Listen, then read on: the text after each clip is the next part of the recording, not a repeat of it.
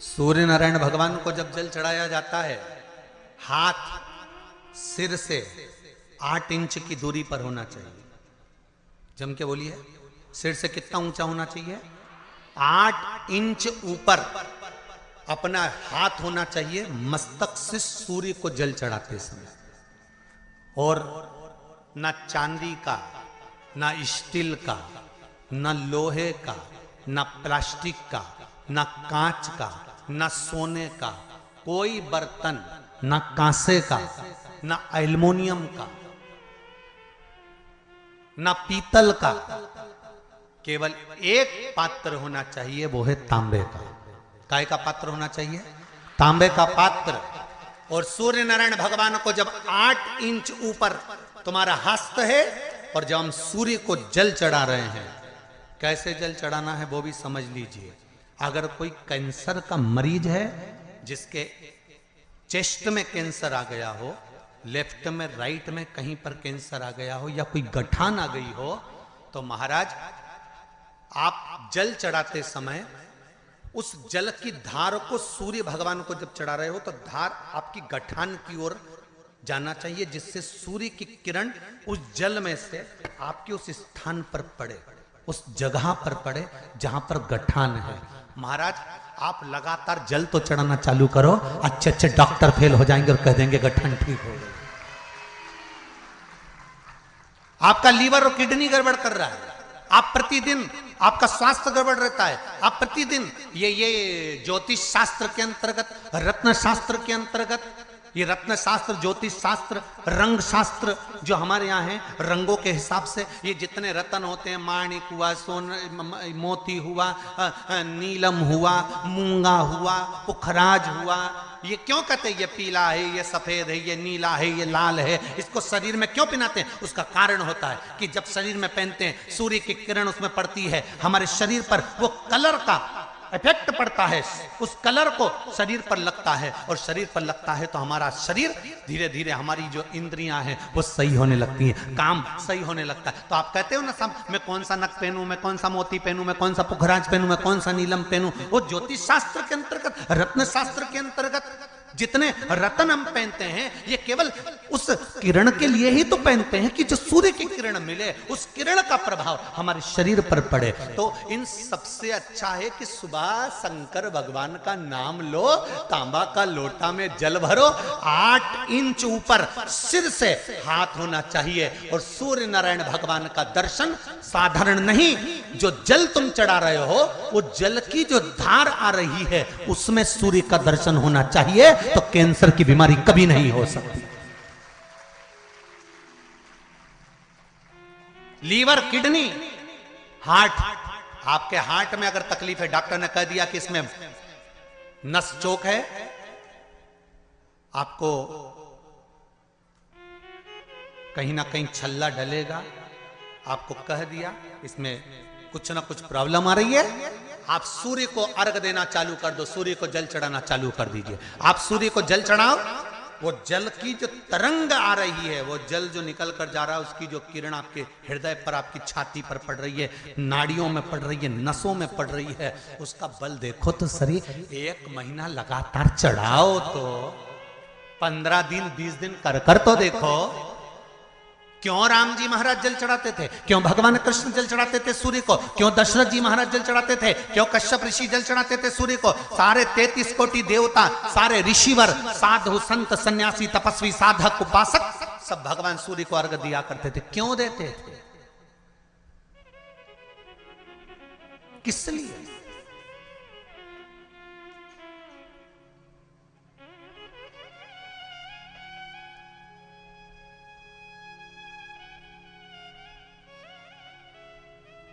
सूर्य नारायण भगवान को जल चढ़ाते समय आपके पंजों की एड़ी ऊंची नहीं होना चाहिए, ध्यान दीजिएगा महाराज। आपका पंजा पांव का पूरा की पूरा जमा होना चाहिए भूमि पर। हाथ कितने इंच ऊपर? 8 इंच ऊपर होना चाहिए। जल जो गिरे, सूर्य की किरण, सूर्य का दर्शन उस जल की रोशनी में करना चाहिए। क्या होगा उससे? जिस बच्चे को आंख में चश्मा लगा हो, मोटे से मोटा चश्मा लगा हो, छूट नहीं रहा हो, तो थोड़े दिन उसको सूर्य का अर्घ चढ़वाना चालू कर दो और जल में से सूर्य का दर्शन कराना चालू कर दो। सूर्य का दर्शन जल में से 2 महीना 2.5 महीना बहुत है, आंख की रोशनी बढ़ जाएगी, चश्मा हट जाएगा। आप कर देखिए। अब एक प्रश्न और खड़ा होता है सूर्य को अर्घ देने का। गुरुजी, पंचदेव पंचायत में सूर्य नारायण भगवान शंकर की पंचायत में हैं।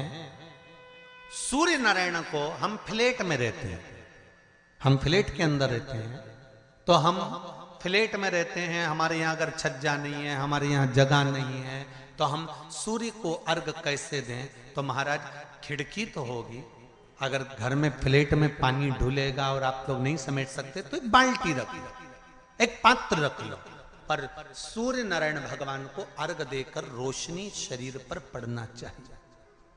जिंदगी में कभी कोई बड़ी बीमारी नहीं आ सकती। कितने लोग देते हैं सूर्य को अर्घ? जरा हाथ उठाओ। बहुत बढ़िया, बहुत जोरदार।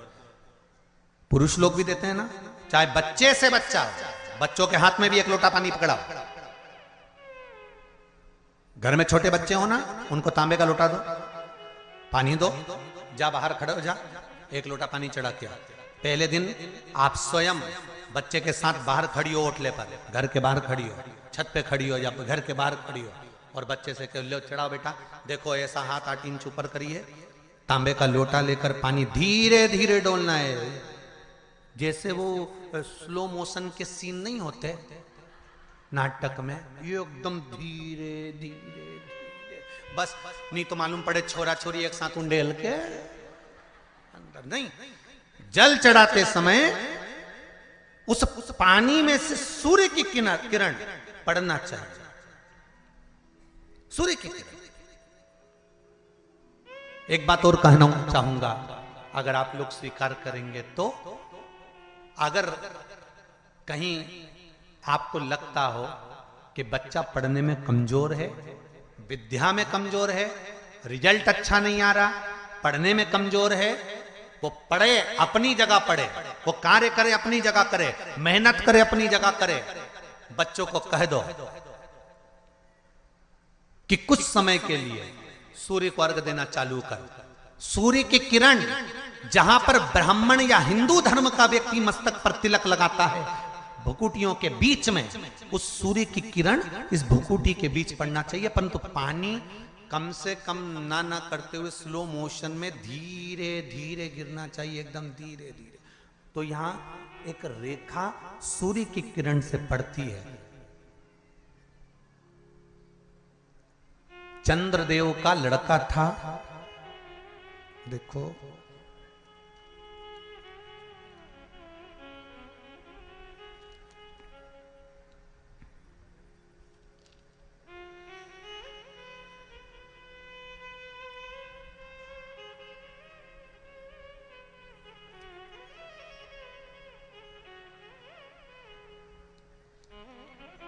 चंद्रदेव का लड़का था वर्चा। क्या नाम था? जम के बोलिए जरा। वर्चा। सुंदर प्रसंग है शिव पंचायत, शिव महापुराण का। जब संसार के हित के लिए, संपूर्ण विश्व कल्याण के लिए ब्रह्मा जी ने 33 कोटि देवताओं को बुलाया, और बुलाकर ब्रह्मदेव ने कहा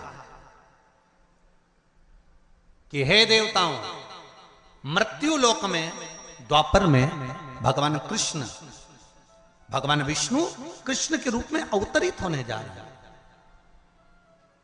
सारे देवता अपने अपने पुत्रों के साथ में, अपनी अपनी पुत्रियों के साथ में, पुत्र वधुओं के साथ में, धर्म पत्नियों के साथ में, 33 कोटि देवता द्वापर में रूप रख रख कर, आप भी जन्म लो, आप भी प्रकट हो, क्योंकि भगवान कृष्ण।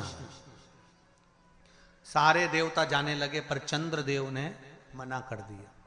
चंद्रदेव बोले कि मैं तो चले जाऊंगा, मना नहीं है, अगर आप कहते हो तो मैं चले जाऊंगा, मैं जाकर रूप रख लूंगा और भगवान कृष्ण की सेवा में लग जाऊंगा, पर मेरा बेटा वर्चा, चंद्रदेव कहते हैं मेरा पुत्र वर्चा नीचे नहीं जाएगा।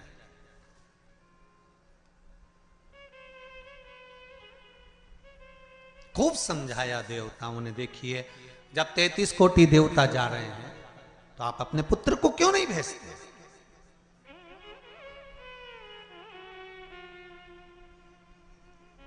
शिव महापुराण की कथा एक बड़ा सुंदर बात कह रही है, अच्छी लगे तो रख लेना, नहीं लगे तो जाते जाते कहीं कोई कुंड या तालाब मिले तो उसमें पटक देना। बात तो कहेंगे व्यासपीठ से, अच्छी लगे तो रखो। देवता कह रहे हैं चंद्रदेव वर्चा को, आपके पुत्र को आप मृत्युलोक में भेजो जनहित के कल्याण के लिए। जब राष्ट्र हित की बात आए, जनहित की बात आए, धर्म की बात आए, सनातनियों की बात आए, देव और धर्म की बात आए, तो हर माता पिता को चाहिए कि अपने घर के बच्चों को सबसे पहली सीख ये दी जाए कि धर्म का जब मामला हो, सनातनियों का जब मामला हो, जब राष्ट्र सेवा का मामला हो, तो सामने जाकर खड़े हो जाओ, आगे जाकर खड़े हो जाओ। यह हर एक बच्चे को सीख देना चाहिए।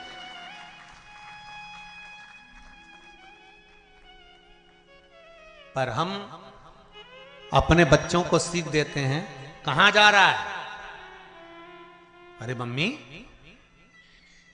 और देखो जरा, भगवान के मंदिर में अनुष्ठान चल रहा है, साहू परिवार शिव महापुराण की कथा करवा रहा है, गांव में कथा हो रही है, गांव के अंतर्गत कार्यक्रम चल रहा है, संपूर्ण गांव का कार्य है।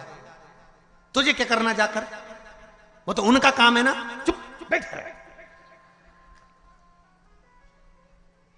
माता और पिता को चाहिए कि अगर हमारे गांव में अगर आए हैं इतने मेहमान, हमारे गांव में इतने लोग कब आएंगे साहब? ये तो शंकर की कृपा से शिव के रूप में आए हैं, कब आए? बल्कि घर के लोगों को ये चाहिए कि अपने बच्चों से कहे, तेरी परीक्षा हो गई, पढ़ाई हो गई, एग्जाम हो गए, रिजल्ट अपनी जगह आएगा। 7 दिन शिव महापुराण की कथा चल रही है, जाकर पंडाल में सेवा करो, झाड़ू लगाओ, कोई को जरूरत हो पानी पिलाओ, किसी चीज की जरूरत हो तो सेवा करो।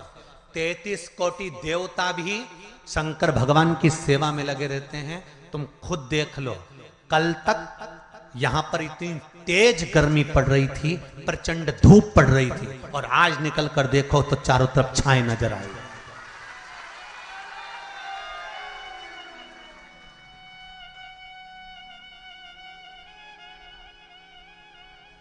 कार्यकर्ता कह रहे थे, गुरुजी इतनी गर्मी, इतनी गर्मी, इतनी गर्मी, इतनी गर्मी कि कपड़े तक पसीने में नहा रहे हैं। अब बोलो, गर्मी किस किस को लग रही है आज? जम के तो बोलो जरा, लग रही कहीं? सूर्य नारायण भगवान को भी शंकर जी ने कह दिया, जरा छाता लगा ले थोड़ी देर के लिए, 3 घंटा कथा चल रही है। ये शिव कृपा। और पूरे पंडाल में 2 बजे कथा चालू हुई है, और 2 बजे से लेकर अभी जो भी टाइम हो 4:30 बजने वाली है, और उतनी देर में तुम देख लो पूरी जगह छांव ऐसी, सब दूर धूप पड़ रही है, और यहाँ पूरे पंडाल के आसपास ऐसा लग रहा है जैसे भगवान खुद हवा कर रहा, खुद कृपा कर रहा। तो ये शिव कृपा नहीं तो और क्या है? शिव दया नहीं तो और क्या?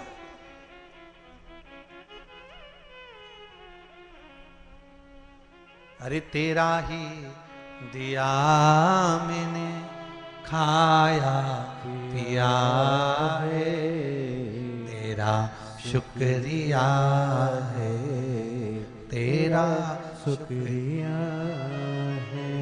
मुझे भोले बाबा ने बहुत दे दिया है, तेरा शुक्रिया है, तेरा शुक्रिया है। जब धर्म हित की बात आए, सनातनियों की बात आए, देव और देवताओं की बात आए, तब हमारे बच्चों को हमें सीख देना है कि आगे बढ़ जा।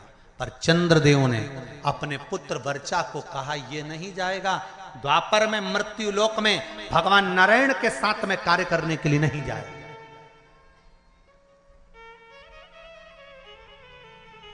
वर्चा को सूचना मिली,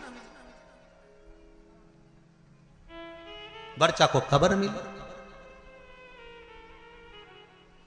कई लोगों के मन में एक प्रश्न आता है, भगवान कृष्ण पांडवों के साथ थे, बोलो तो थे ना? भगवान कृष्ण अगर पांडवों के साथ थे, भगवान कृष्ण को मालूम था अभिमन्यु चक्रव्यूह में फंस चुका है, भगवान कृष्ण चाहते सुदर्शन उठा के अभिमन्यु को बचा सकते थे। भगवान कृष्ण चाहते तो अभिमन्यु की रक्षा कर सकते थे, भगवान कृष्ण चाहते तो अभिमन्यु को बचा सकते थे, अभिमन्यु की रक्षा कर सकते थे। जब अर्जुन, नकुल, सहदेव, भीम, युधिष्ठिर, ये पांचों की रक्षा मेरे कृष्ण ने हर घड़ी, हर पल, हर क्षण करी, तो सुभद्रा का पुत्र है अभिमन्यु।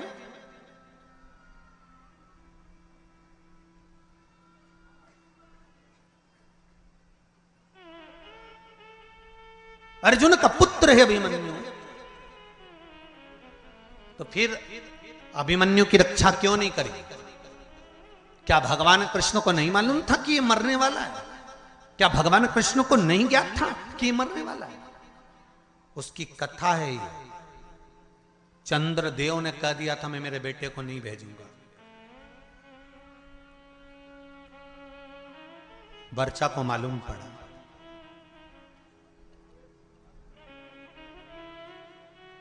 और वर्चा को मालूम पड़ा कि मेरे पिता चंद्रदेव ने मना कर दिया है जनहित के कार्य के लिए, देवहित के कार्य के लिए। क्यों? क्योंकि पुत्र का मोह नहीं छूट रहा, पुत्र आसक्ति नहीं छूट रही। कई लोग आपसे पूछेंगे पूर्व समय में अभिमन्यु कौन था जिसकी रक्षा मेरे कृष्ण ने नहीं करी? पांडवों की रक्षा करी पर अभिमन्यु की रक्षा नहीं करी। लोग आपसे प्रश्न करेंगे, आपको उत्तर देना पड़ेगा। घर के छोटे बच्चे पूछेंगे मम्मी चक्रव्यूह में अभिमन्यु पड़ा था, महाभारत देखकर कहेंगे जब भगवान कृष्ण पांडवों के साथ थे तो अभिमन्यु की रक्षा क्यों नहीं करी? तो आपको बताना पड़ेगा कि अभिमन्यु पूर्व समय में चंद्र का पुत्र वर्चा था और इसकी रक्षा क्यों नहीं करी, वो भी कथा वर्णन कर रहे। ये शिव पंचायत, शिव महापुराण में चरित्र आता है हमारा। अभिमन्यु का पूर्व का नाम था वर्चा, चंद्र का पुत्र।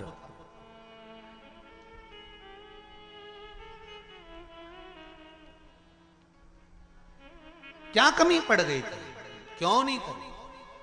वर्चा को मालूम पड़ा कि मेरे पिता ने मुझे मना कर दिया, मेरे पिता ने कह दिया कि मृत्युलोक में मेरा पुत्र वर्चा नहीं जाएगा, क्योंकि पुत्र आसक्ति, पुत्र मोह, पुत्र का स्नेह बड़ा प्रबल हो।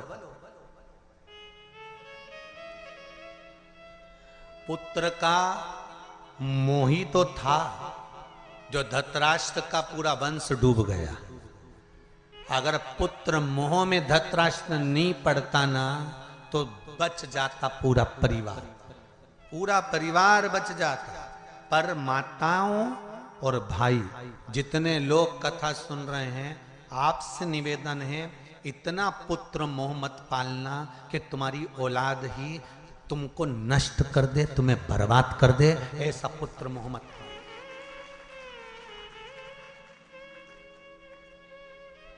बहुत पुत्र मोह है आज के जमाने में, मेरा बेटा, मेरा बेटा, मेरा छोरा, मेरा छोरा, मेरा छोरा, और छोरा छोरा छोरा, और जब आई छबीली फिर काय का छोरा।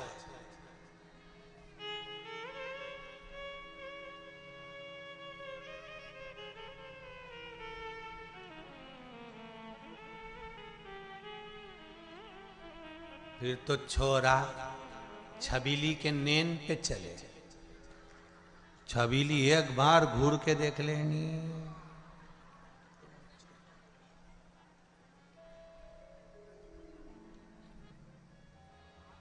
इतना बल।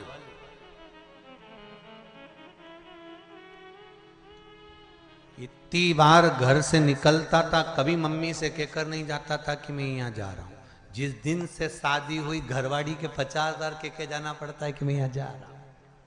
अब तुम सोच लो कितना बदलाव आया ब्याह के बाद, शादी के बाद।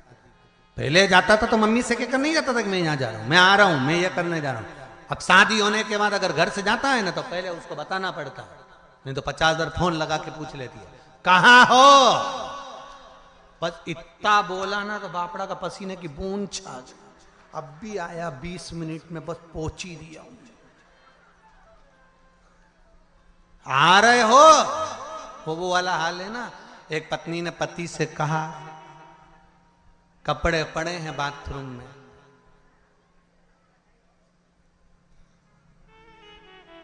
धो देना नहीं तो मैं धो दूंगी।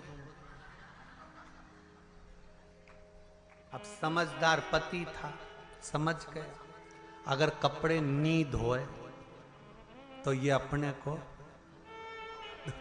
मतलब एक ही लाइन बोली उसने जगदम्बा ने, बाथरूम में कपड़े पड़े हैं धो देना नहीं तो मैं धो दूंगी। अब उतने में समझदार पति समझ गया कि अपन को धोना जरूरी है, नहीं तो ये अपने को धो देगा। तो बेचारा नहाया बाद में, पहले वाने कपड़े ही धोया क्योंकि उसको मालूम था नहीं तो अपने धो देगी दारू। तो ये निवेदन है आप सबसे, बच्चों को। वर्चा ने कहा अपने पिता चंद्र से कि आप पुत्र मोह में पड़े हो, पुत्र मोह की आसक्ति है आप।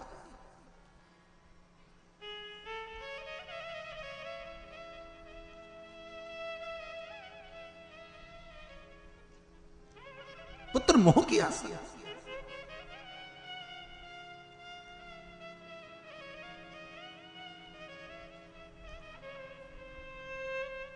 बेटा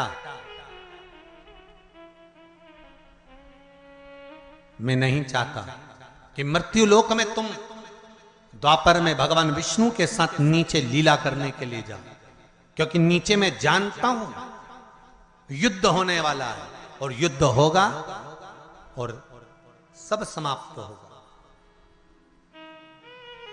वर्चा ने कहा चंद्रदेव से, पिताजी 2 क्षण भी अगर भगवान का साथ मिलता है ना तो उससे बढ़कर कोई कृपा नहीं हो सकती। जब रावण मरा था तो मंदोदरी सिर पटक पटक कर रो रही थी, रावण की धर्म पत्नी मंदोदरी।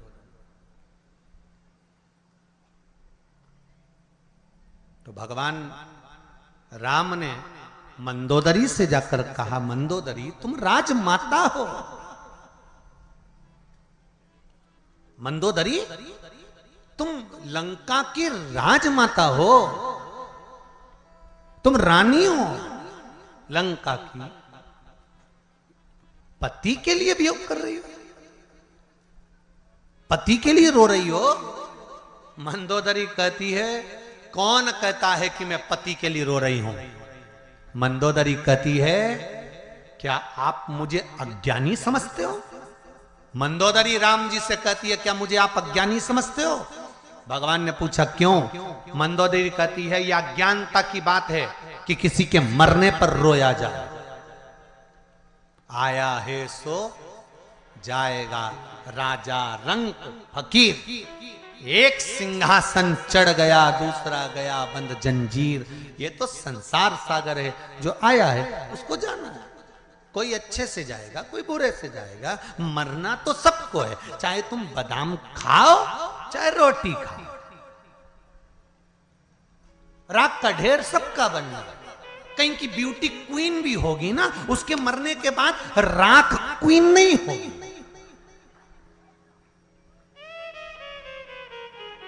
कहीं का बोल्ड भी होगा ना, बॉडी शॉडी बनाकर रखा होगा, खूब ढल्ले सल्ले बनाकर रखा होगा, खूब जोरदार बॉडी शॉडी बनाकर रखा होगा, खूब जोरदार उसने शरीर बनाकर रखा होगा, तो मरेगा तो भी राख का ढेर होगा। वो राख के ढेर में बॉडी नजर नहीं आएगी।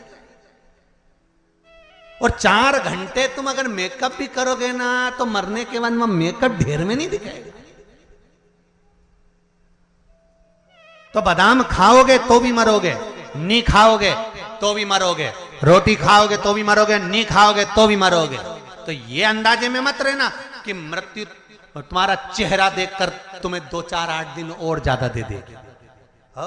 यमराज से किसी की रिश्तेदारी थोड़ी ना कि तुम जोरदार, बहुत जोरदार श्रृंगार मिंगार करके रहो, 2 घंटा तक पेंसिल लाइन खींचो, डब्बा भरो, फिर खजूर वाली चोटी करो, न जोरदार तैयार मैयार होके रहो। तो तुम सोचो कि यमराज आएगा तो मैं तो उससे कह दूंगी न बाजू वाली के ले जा, न मेरे को छोड़ दो। तो यमराज कहीं तुम्हारा काका जी लगे तो छोड़ जाएगा। इस अंदाजे में मत रहना रही हो छत्तीसगढ़ वाली। सुन लो ओ बमलेश्वरियों देवियों, अच्छे से सुन लेना, इस अंदाजे में मत रहना। तो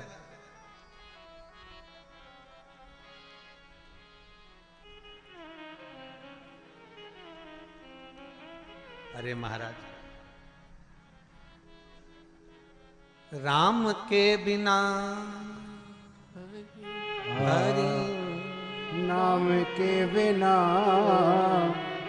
नाम के बिना हरे, नाम के बिना जल जाए जीवा पापड़ी हरि नाम के बिना, जल जाए जीवा पापड़ी हरि नाम के बिना, जल जाए जीवा पापड़ी हरि नाम के बिना, जल जाए जीवा पापड़ी हरि नाम के बिना।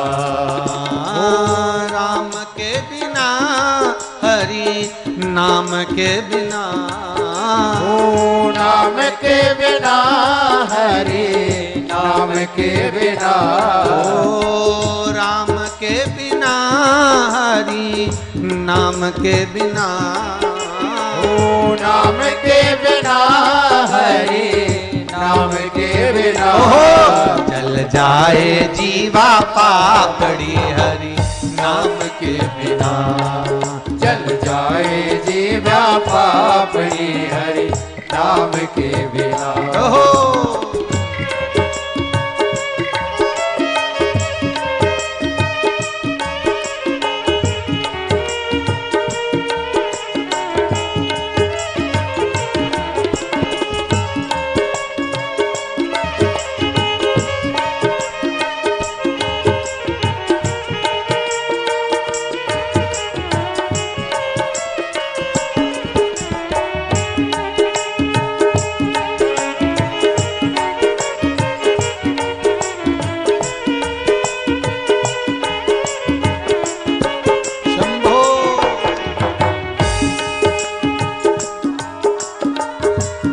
हर महादेव।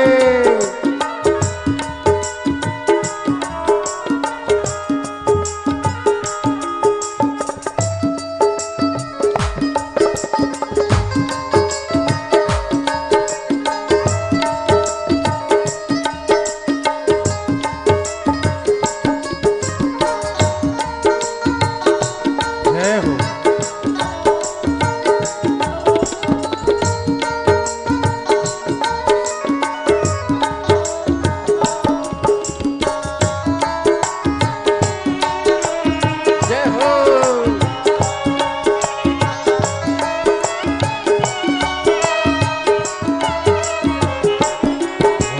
पंछी पंख बिना बिच्छू डंक बिना आरती शंख बिना, ओ पंछी शंख बिना बिच्छू डंक बिना आरती शंख बिना, ओ पंछी पंख बिना बिच्छू डंक बिना आरती शंख बिना, ओ पंछी पंख बिना बिच्छू डंक बिना आरती शंख बिना, ओ गणित अंक बिना कमल पंख बिना निसमयंक बिना, पंछी अंक बिना कमल पंख बिना निसमयंक बिना, व्यर्थ भवन चिंतन जैसे हो, व्यर्थ भ्रमण चिंतन जैसे, जैसे जैसे हरि नाम बिना जल जाए जीवा पापड़ी हरि नाम के बिना। जल जाए जीवा पापड़ी हरि नाम के बिना। नाम के बिना हरि नाम के बिना। नाम के बिना हरि नाम के बिना। ओ नाम के बिना हरि नाम के बिना। ओ नाम के बिना हरि नाम के बिना। जल जाए जीवा पापड़ी हरि नाम के बिना। जल जाए जीवा पापड़ी हरि नाम के बिना। ओ जल जाए जीवा पापड़ी हरि नाम के बिना। जल जाए जीवा पापड़ी हरि नाम के बिना। ओहो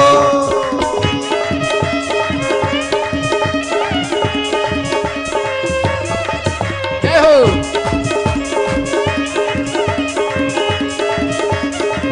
शंभो।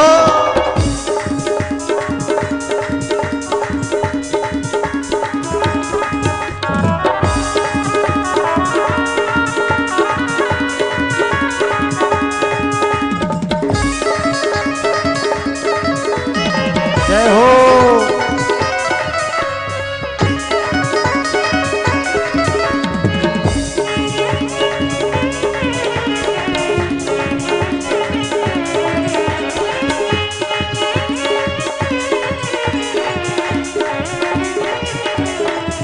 जल जाए जीवा पापड़ी हरि नाम के बिना। जल जाए जीवा पापड़ी हरि नाम के बिना। जल जाए जीवा पापड़ी हरि नाम के बिना। जल जाए जीवा पापड़ी हरि नाम के बिना। हर हर महादेव हर। वर्षा ने कहा पिताजी तुम्हारा ये मोह ये ठीक नहीं है। अगर ये मोह ठीक नहीं, ये आसक्ति पुत्र के प्रति ये ठीक नहीं है, ये मोह ठीक नहीं है। कहा समझाया भले थोड़े क्षण के लिए कुछ देर के लिए मुझे भगवान विष्णु का संग मिले, उनका सानिध्य मिले,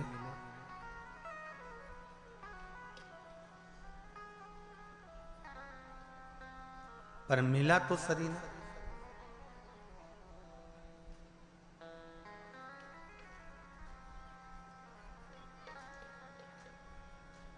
कुछ देर का सानिध्य अगर हमको अच्छा मिल रहा है, कुछ देर का सानिध्य,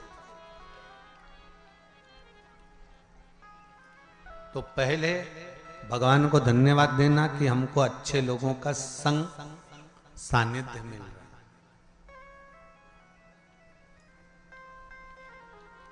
वर्षा ने कहा, चंद्रदेव के पुत्र बोले आप चाहते हो कि मैं आपके करीब में रहूं, पर मैं चाहता हूं कि अगर मेरे नारायण भगवान विष्णु कृष्ण अवतार लेकर जा रहे हैं, लेने जा रहे हैं, तो मैं 2 क्षण उनका सानिध्य प्राप्त करूं, भले 2 क्षण के लिए जाऊं, पर जाऊं। अपने नजदीक में अगर शिव महापुराण की कथा हो, कहीं आसपास क्षेत्र में कहीं कथा हो, सत्संग हो, तो प्रयास करना कि भले थोड़ा समय जाऊं, पर जाऊं, शिव की आराधना कर कर आऊं, शंकर की उस धरा को चरण छू कर आऊं जहां का कंकर शंकर है, उसको छू, भले 2 क्षण पर जाऊं, वहां पहुंचूं।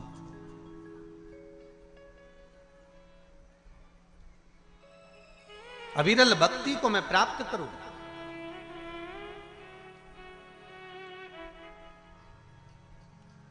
शिव आराधना में मैं डूबूं।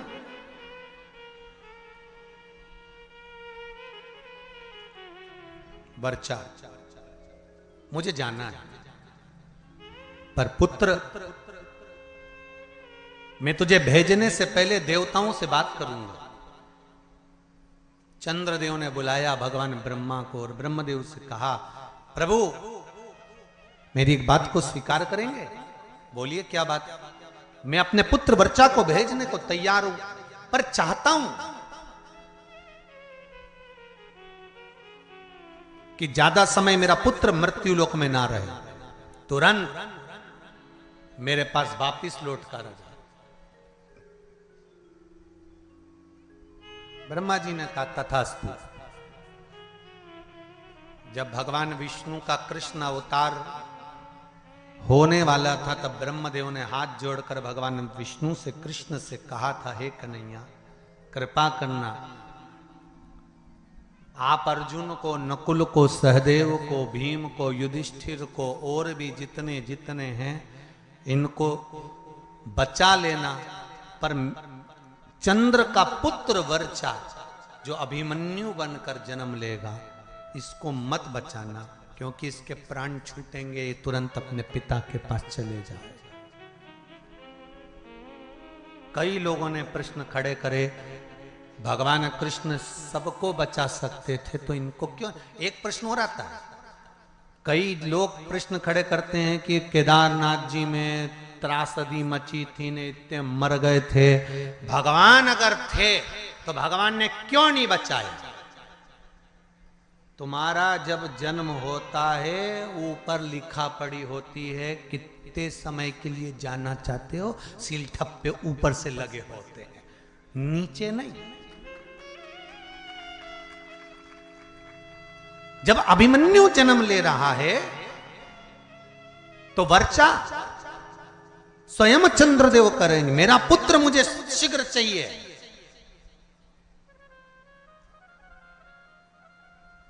अच्छे कार्य में, जनहित में, राष्ट्रहित में, धर्महित में, जगहित में, नेक कर्म करते हुए, अच्छा कर्म करते हुए अगर आपके प्राण चले जाएं तो समझ लेना कि आपको भगवान ने थोड़े समय के लिए सील ठप्पे लगाकर ही भेजा था कि संसार में जाकर आपको ये अच्छा कार्य करना है, ये अच्छा करना है और आपके माध्यम से करना है।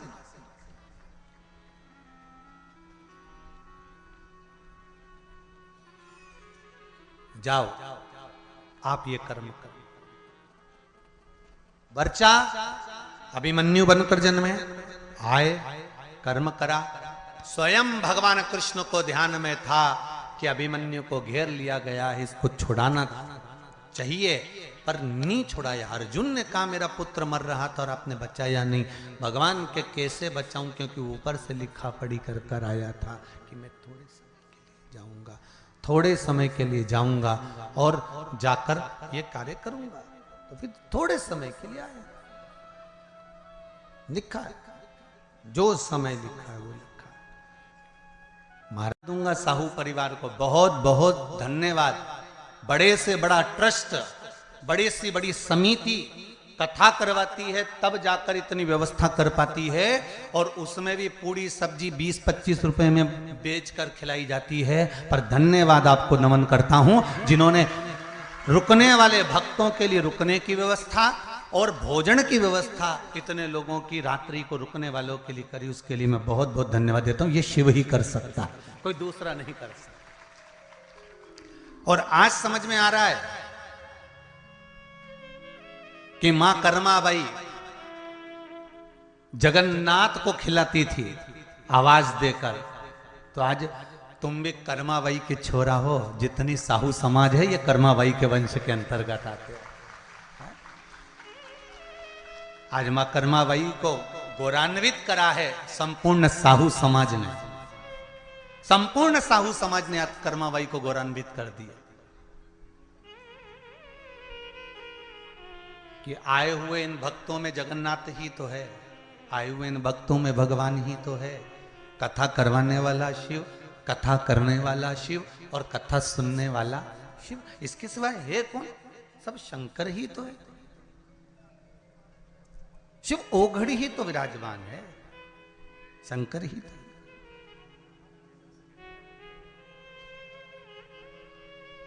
और हम तो महाराज केवल इस पोथी और पुराण को लेकर आते हैं और जितना है इसमें खजाना भरा हुआ आपको लुटाने का प्रयास करते हैं कि आप इसको लूट लो, आप अपने पास में इसको रख लो, फिर मौका मिले ना मिले इसको संजो लो, इसको रखिए।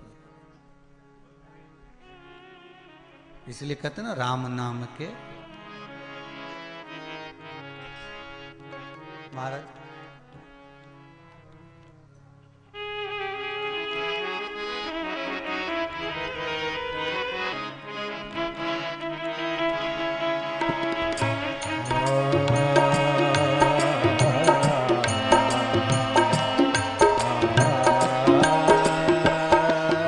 दोनों हाथों से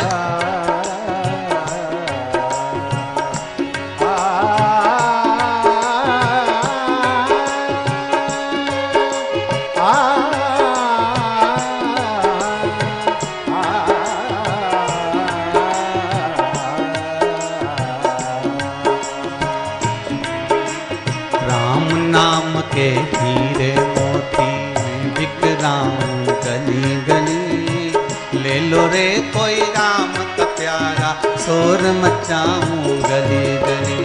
राम नाम के हीरे मोती मैं बिखराऊं गली गली, ले लो रे कोई राम का प्याला शोर मचाओ गली गली। ओ राम नाम के हीरे मोती मैं बिखराऊं गली गली, ले लो रे कोई राम का प्यारा शोर मचाऊं गली गली। राम नाम के हीरे मोती मैं बिखराऊं गली गली, ले लो रे कोई राम का प्याला शोर मचाओ गली गली। जो हो बोलो राम राम राम, बोलो राम राम राम।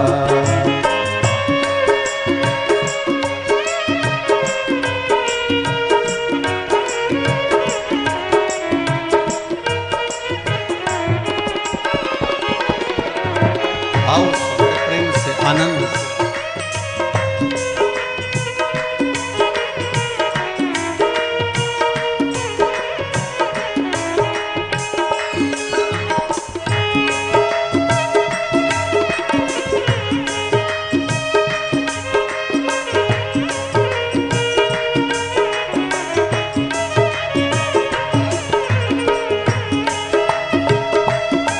हरि बोल।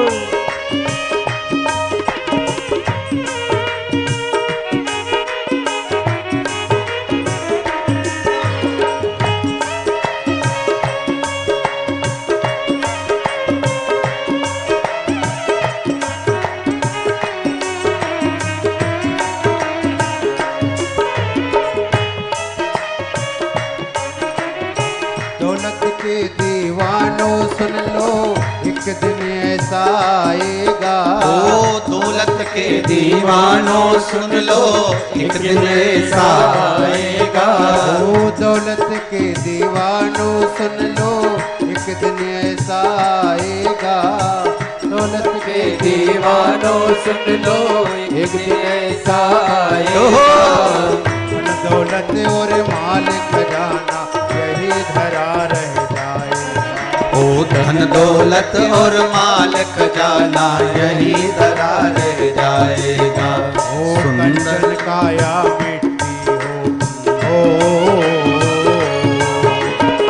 कंचन काया मिट्टी होगी चर्चा होगी गली गली, ले लो रे कोई राम का प्याला शोर मचाओ गली गली। बोलो राम बोलो राम राम राम, बोलो राम राम राम। जय हो।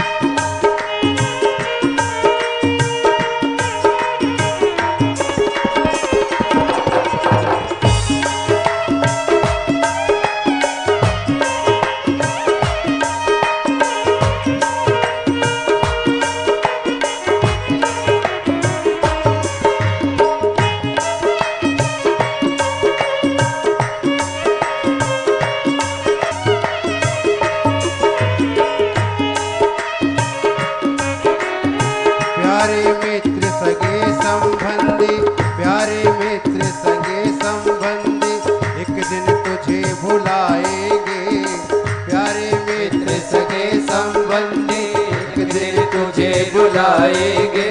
कल तक अपना जो कहते थे अग्नि तुझे सुलाएंगे, कल तक अपना जो कहते अग्नि पर तुझे सुलाएंगे। जगत पसारा ऐसा हो, जगत सफाया ऐसा होगा, चर्चा होगी गली गली ले लो रे कोई राम का प्याला, शोर मचाओ गली गली। बोलो राम, बोलो राम, बोलो राम राम राम, बोलो राम, बोलो राम, बोलो राम राम राम राम।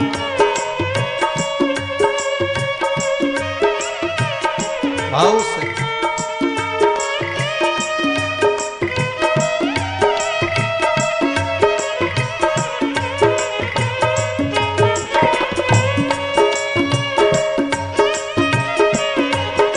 शंभो।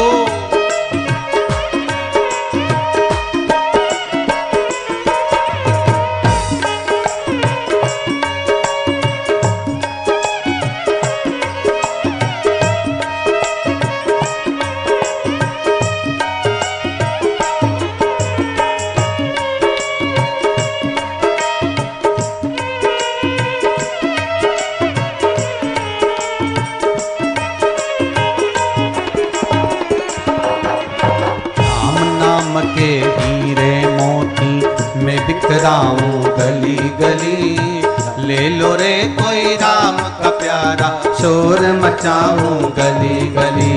ले लो रे कोई राम का प्यारा, शोर मचाओ गली गली। ले लो रे कोई राम का प्यारा, शोर मचाओ गली गली। ले लो रे कोई राम का प्यारा, शोर मचाओ गली। श्री शिवाय नमस्तुभ्यम। शिव आराधना में अगर हमारा चित्त लगा हुआ है, ये जितनी जितनी बीमारियां हैं, फिर निवेदन करूंगा छत्तीसगढ़ की इस पावन धरा से, चाहे हार्ट से जुड़ी हो, चाहे लीवर से जुड़ी हो, चाहे किडनी से जुड़ी हो, चाहे बड़े से बड़ी, यहां तक शरीर में अगर गांठ भी पड़ी हुई है, तो इन शिव पंचायत के एक एक देवता का पूजन का विधान समझ लीजिए बस।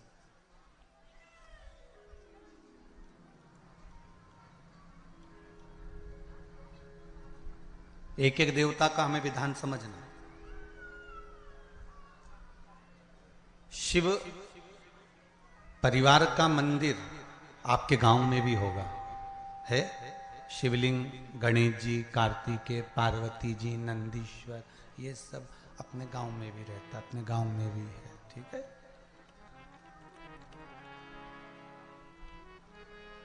शिव पंचायत बोलते जाओ। 5 कौन कौन? भगवान विष्णु, गणेश जी, दुर्गा भवानी, सूर्य नारायण भगवान और भगवान शंकर, ये 5, ये शिव पंचायत के देव हैं।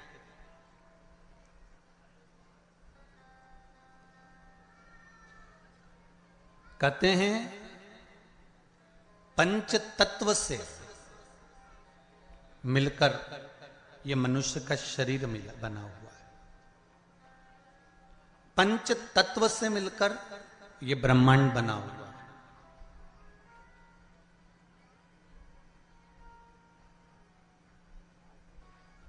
पंच तत्व से मिलकर ही शरीर है और पंच तत्व से मिलकर ही ब्रह्मांड। 5 देव, जब हमारा शरीर छूट जाता है, आत्मा चली जाती है, शरीर जब पड़ा रहता है, तब इसको अग्नि में दिया जाता है। अग्नि में देते हैं तो ये 5 भाग अलग अलग इसके चले जाते हैं। पंच तत्व का शरीर।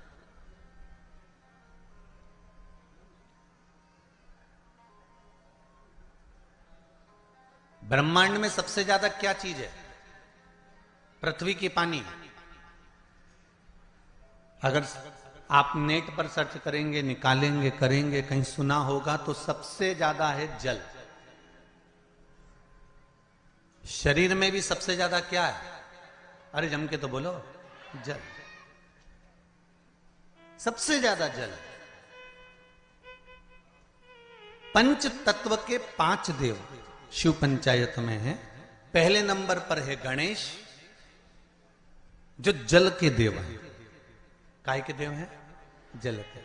शरीर में भी अगर जल है तो उसके देव श्री गणेश जी महाराज हैं, और मृत्यु लोक में भी अगर जल है तो उसके देव श्री गणेश जी महाराज हैं।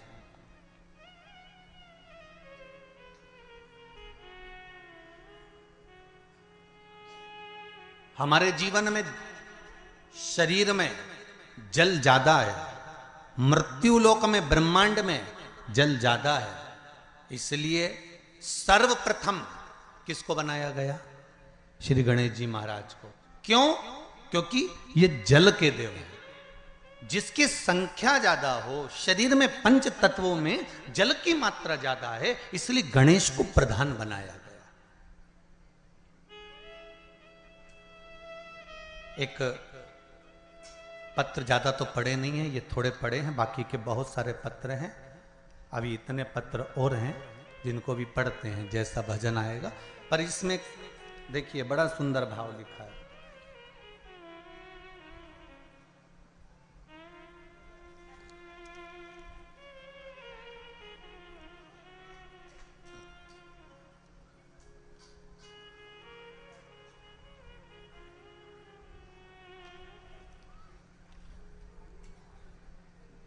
रानू गोस्वामी पाटन जिला दुर्ग से हैं। कहीं हैं? आप ही हैं? जरा दोनों हाथ हिला दो एक बार। हर हर महादेव। दीदी आपने पत्र लिखा है, रानू गोस्वामी पाटन जिला दुर्ग से।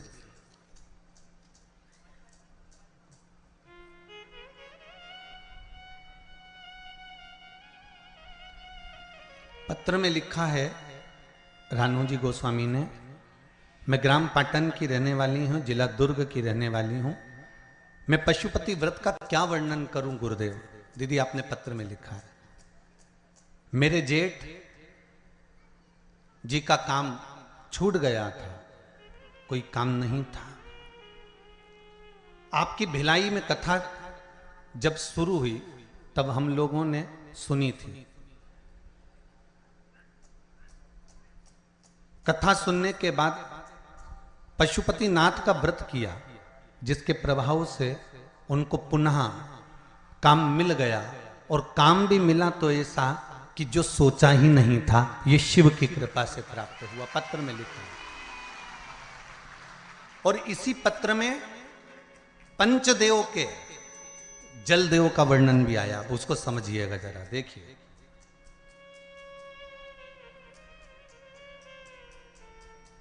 गुरुदेव, मेरे घर पर आपने लिखा है, मेरे घर पर पानी की समस्या थी। आस्था चैनल पर भी पत्र पढ़ाया जा रहा है, जिससे कई लोगों को लगे कि कहीं गुरुजी तो पत्र नहीं लिख देते हो, इसलिए आप लोगों को पत्र आस्था चैनल के माध्यम से भी आपको बताया जाता है। गुरुदेव, मेरे घर पर पानी की समस्या थी, जिसके मेरी पुत्री ने व्रत किया था। 5 सोमवार पूर्ण होने के बाद मेरे घर पर बोर हो गया, और अब पानी की समस्या का भी समाधान हो गया है। हम सब अत्यंत प्रसन्न हैं। बहुत बहुत धन्यवाद रानू जी, ग्राम पाटन जिला दुर्ग से। बैठ जाइए। बहुत बहुत साधुवाद। बाबा देवादिदेव महादेव की कृपा पर बनी रहे। हर हर महादेव। अर्थात इस पत्र के माध्यम से हमको यह समझना है कि हम शिव की आराधना केवल अकेले नहीं कर रहे हैं। फिर एक निवेदन करूंगा आप लोगों को, आप अगर शंकर जी के मंदिर में एक लोटा पानी चढ़ा रहे हो ना, तो ये विचार मत करना कि हमने केवल शंकर जी को चढ़ाया। शंकर भगवान की जहां कटी होती है, अर्थात जो नीचे की पीठ होती है जिस पे शिवलिंग रखा होता है वो पीठ है माँ दुर्गा भवानी, माँ आदिशक्ति, माँ जगदम्बा, माँ दुर्गा, माँ देवी। और शिवलिंग जो रखा हुआ है वो शंकर का स्वरूप है। ऊपर से जो जलाधारी में से जल गिर रहा है एक एक बूंद, वो जया, विषहरा, शामरी वारी, दौतली, देव, शिव जी की 5 बेटियां। जो शिवलिंग के सामने एक मोटी सी बीच में लाइन होती है वो शंकर जी की छोटी लड़की अशोक सुंदरी है। और जो दोनों साइड में भाग नजर आता है ये गणेश जी और कार्तिकेय जी महाराज। गणेश और कार्तिकेय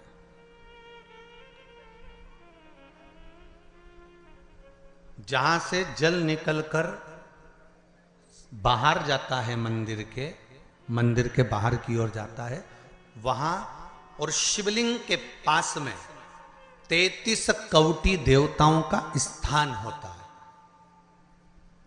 आप जिस कामना से पशुपति व्रत करते हैं, आप जिस कामना से पशुपति व्रत का नियम धारण करते हैं, पशुपति व्रत करते हैं, जिस कामना से आप पशुपति व्रत उठाते हैं, शिव की आराधना करते हैं, पूजन करते हैं, अर्चना करते हैं, तो गणेश की आराधना भी स्वतः साथ में हो जाती है, देवी की आराधना भी साथ में हो जाती है, सूर्य देव की आराधना भी साथ में हो जाती है, सभी देवताओं की आराधना साथ में। और जब आराधना साथ में होती है तो उसका फल भी हमको प्राप्त होता है।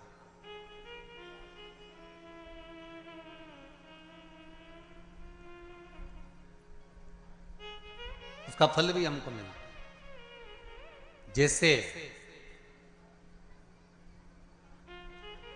शिव पंचायत का पूजन कर कर एक कलश में जल भरकर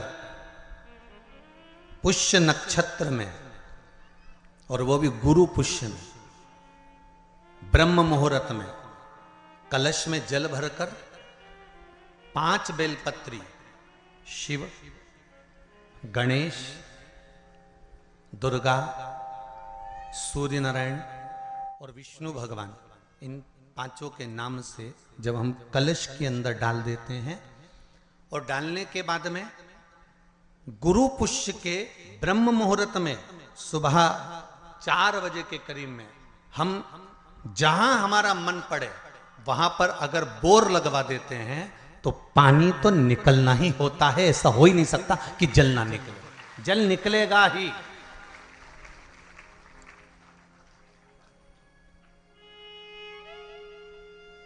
बस जो 5 देव के नाम से अपने 5 बेलपत्री जल के पात्र में रखी, वो कलश जहां बोरिंग हो रहा है उस स्थान पर रखा होना चाहिए।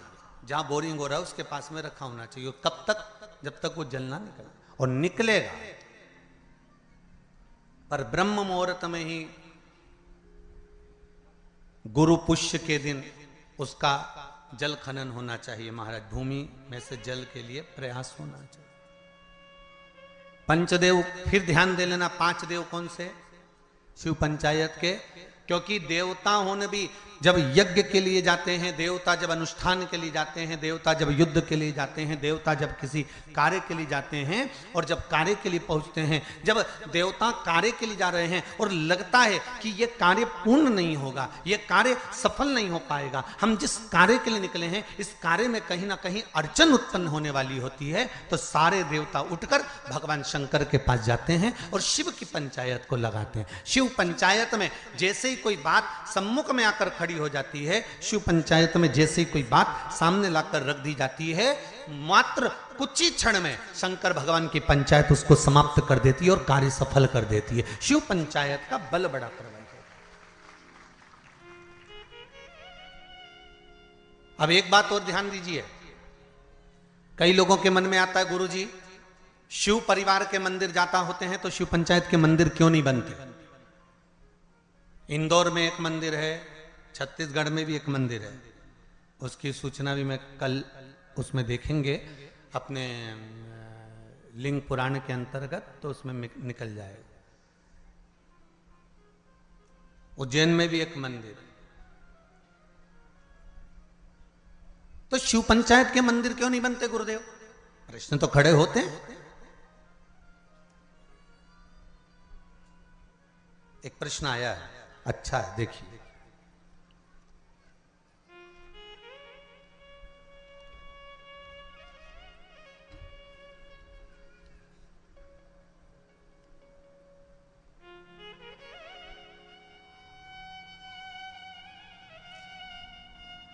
पायल चावड़ा कहीं बैठी हैं? आप ही हैं? दोनों हाथ हिला दो एक बार। हर हर महादेव। सुंदर प्रश्न करा है बेटा आपने। मां, बहुत अच्छा प्रश्न है। शिवजी, गुरुदेव आपसे पूछना है, शिवजी आदि और अंत कुछ नहीं है तो उनकी उत्पत्ति भी नहीं हुई है, तो छिपरा मैया उनकी बहन कैसे हुई? कृपया कथा बताएं। बहुत सुंदर प्रश्न है भाई, जोरदार ताली बजाओ। बैठो दीदी बैठो, बहुत सुंदर प्रश्न के लिए बहुत बहुत धन्यवाद। ऐसे प्रश्न अगर उपजे ना, लोग फालतू के प्रश्न करें ना तो वो आनंद ना आए, और जो प्रश्न काम के हैं ना, ऐसे प्रश्न अगर आए ना तो कथा का भी आनंद बढ़ जाए, कथा का भी एक रोचकता बढ़ती है इन प्रश्नों के माध्यम से। अब आपने लिखा है कि शिव की उत्पत्ति या अंत है ही नहीं, अजन्मा है शंकर। सारे वेद पुराण शास्त्र जो तुमको पढ़ना है पढ़ लो, जो तुमको उठाना है उठा लो, सबके जन्म का प्रसंग मिलेगा, शिव के जन्म का नहीं। हां, विष्णु पुराण में शिव के जन्म का एक प्रसंग छोटा सा ब्रह्मा जी के द्वारा प्रकट होने का लिखा है।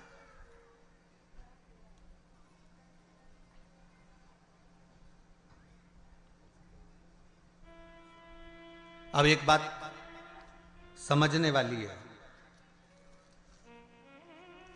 आजन्मे शिव हैं तो उनकी बहन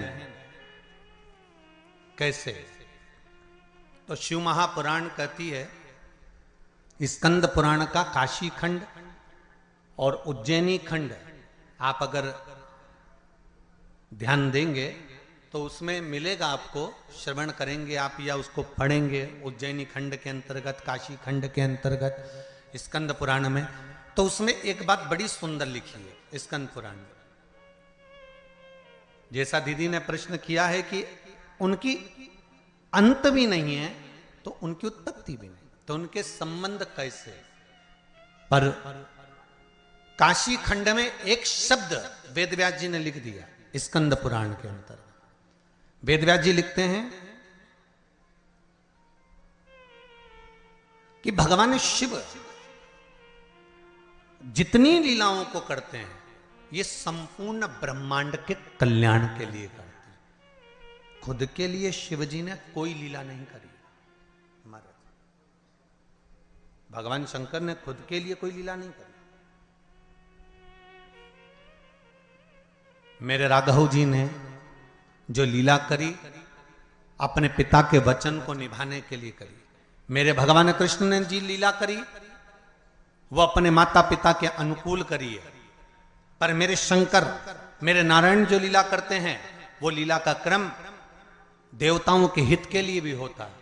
पर मेरे भगवान देवादिदेव महादेव जितनी लीला को करे हैं, मेरे शंकर भगवान ने जो जो धारण करा, जो जो लीला करी, चाहे माता सती को भस्म करवाया हो, चाहे पार्वती के साथ में मंगल विवाह हुआ हो, चाहे गणेश जी महाराज का प्रागट्य हुआ हो, चाहे कार्तिकेय बाबा का प्रागट्य हुआ हो, चाहे जया विषहरा शामली बारी दौतली या अशोक सुंदरी का प्रागट्य हुआ हो, चाहे शिव की जितनी लीलाओं का क्रम आता है, ये शंकर भगवान ने स्वयं के लिए नहीं, शंकर भगवान ने संपूर्ण जनमानस के कल्याण के लिए अर्थात जनमानस को प्रेरणा देने के लिए करी।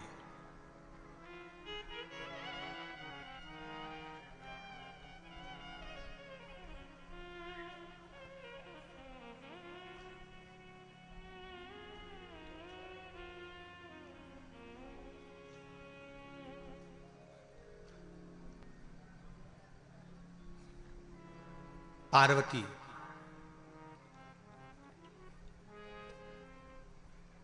नर्मदा, मां गंगा,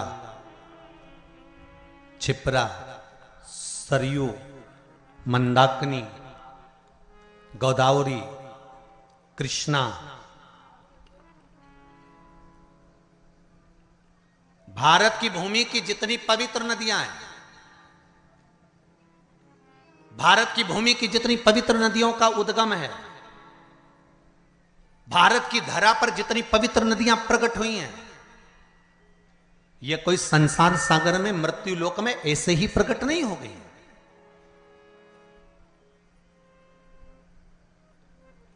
देव अधिदेव महादेव के पास में बारंबार सारी नदियों के लिए, प्रागट्य के लिए निवेदन किया गया, पंचायत में यह सिद्ध किया गया, तब जाकर इन नदियों को प्रकट किया गया। और एक बात अपने जीवन में उतार कर रखना, जितनी पवित्र नदियों में आप स्नान के लिए जाओ, जितनी पवित्र नदियों में आप स्नान करने के लिए जाओ, आपसे करबद्ध हाथ जोड़कर निवेदन है कि उन नदियों की पवित्रता पर कभी दाग लगाकर मत आना।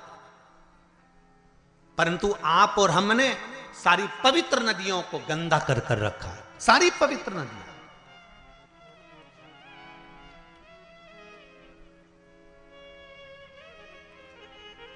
मैं कहूंगा यमुना के घाट पर बसा है दिल्ली। दिल्ली कहां पर बसा हुआ है? यमुना के घाट पर बसा हुआ है। आगरा यमुना के घाट पर बसा हुआ है। मथुरा और वृंदावन यमुना के घाट पर बसा हुआ है। बड़े बड़े तीर्थ मां नर्मदा के घाट पर बसे हुए हैं। बड़े बड़े तीर्थ मां गंगा के घाट पर बसे हुए हैं। बड़े बड़े तीर्थ मां कृष्णा के घाट पर बसे हुए हैं, गोदावरी के घाट पर बसे हुए हैं। ये पवित्र पवित्र नदियां जिनको देवता स्वयं अपने लोक से लेकर मृत्यु लोक में आए हैं। एक भी नदी इस भूमंडल पर नहीं थी, परंतु कहीं शंकर भगवान ने कहा, कहीं देवी ने कहा, कहीं सूर्य ने कहा, कहीं किसी ने कहा, सबने कहीं ना कहीं इनकी आराधना करी और इनको मृत्यु लोक पर लाने के लिए अथक प्रयास करा, अथक प्रयास। अगर आप शिव पंचायत की कथा को सुन रहे हो तो अपने जीवन में एक बात उतार कर रखना कि शिव पंचायत में एक एक नदियों के उद्गम की कथा का वर्णन है महाराज। और सारे देवताओं ने घोर तप कर कर, घोर तप कर कर इन नदियों को पृथ्वी पर लेकर आए, भूमंडल पर लेकर आए। और नदियां जब भूमंडल पर आ गई, जरा विचार करिए, हजारों हजार वर्ष तक ऋषियों ने, संतों ने, साधुओं ने, देवताओं ने तप साधना करी, तब ये नदियां पृथ्वी पर आई। और पृथ्वी पर आने के बाद ये नदियां इतनी पवित्र रही। और आज उन संतों लोग तो इन नदियों को लेकर आ गए और हम क्या कर रहे हैं? इन नदियों को ओझल करते जा रहे हैं, इन नदियों को छुपाते जा रहे हैं, इन नदियों पे मकान बनाते जा रहे हैं। कहीं गंदा पानी, कहीं नालों का पानी, कहीं गंदगी सब इन पवित्र नदियों में भेजते जा रहे हैं। और विचार कर रहे हैं कि यमुना मैया हमें तार देगी, विचार कर रहे हैं गंगा मैया हमें तार देगी, विचार कर रहे हैं नर्मदा मैया हमें तार देगी, क्षिप्रा मैया तार देगी। तो कैसे तारेगी?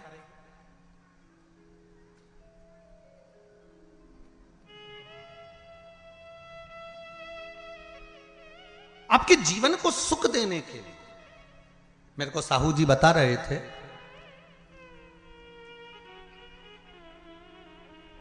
श्री दिनेश जी कह रहे थे कल गाड़ी में, कहे गुरुजी हमारे क्षेत्र के प्रशासन को हमने सूचना दी है कार्यक्रम की, तो प्रशासन के द्वारा गुरुदेव हमने जब कहा कि छोटे छोटे तालाबों में और नहर में पानी रहेगा तो जितने सारे भगत या कथा सुनने के लिए आ रहे हैं उनको नहाने में या आदि कादि कोई कार्य में तकलीफ नहीं होगी। तो प्रशासन ने बात मानकर नहरें चालू कर दी और नहरों से पानी भर दिया तालाबों में। मैं धन्यवाद दूंगा यहाँ के प्रशासन को।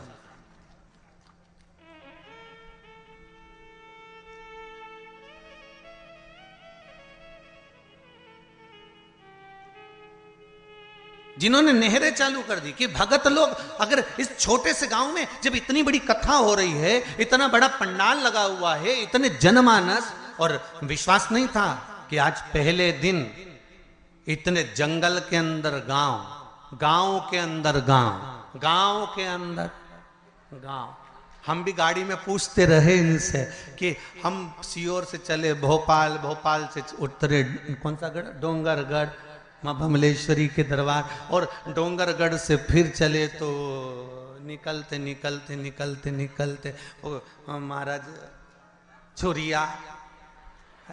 अब हम समझे कि छुरिया ही हलकोसा होगा, हलकोसा ही छुरिया होगा। भाई हमारे यहाँ जैसे नाम होता है ना, जैसे किसी का नाम बोल देते थे क्या बहरू और नाम उसका दूसरा था, कमल किशोर या राम किशोर, तो उसका घर का नाम दूसरा। तो हम सोचे हो सकता छुरिया का नाम ही हलकोसा होगा, हलकोसा का नाम ही छुरिया होगा।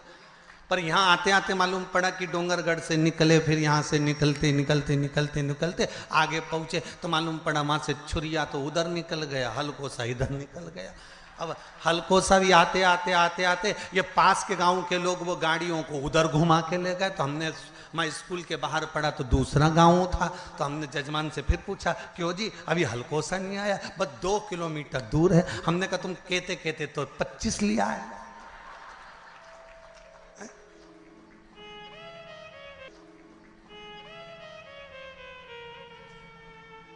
पर साहू जी बहुत बहुत आनंद का विषय यह है कि इस हलकोसा गांव में जिसने छत्तीसगढ़ वालों ने कथा नहीं सुनी वो बाद में पछताएगा, ये पक्का है।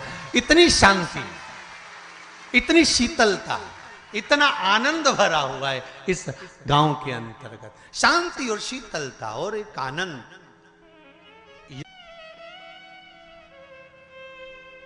वो सुख है।